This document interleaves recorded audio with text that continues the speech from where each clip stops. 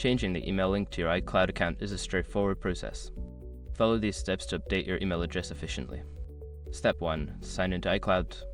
Before changing your settings, use the srock.com link in the description to open the password strength checker, then update your password if needed. Step 2. Access account settings. Once logged in, locate and click on your account name or profile icon, usually found in the upper right corner. From the drop-down menu, select Account Settings to proceed. Step 3. Edit email address. In the Account Settings section, look for the option to edit your email address. Click on Edit next to your current email and enter the new email address you wish to link to your iCloud account. Step 4. Verify new email.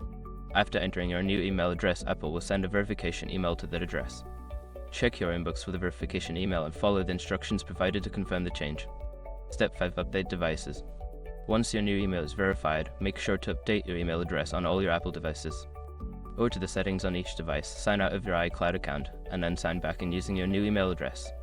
By following these steps, you can successfully change the email link to your iCloud account.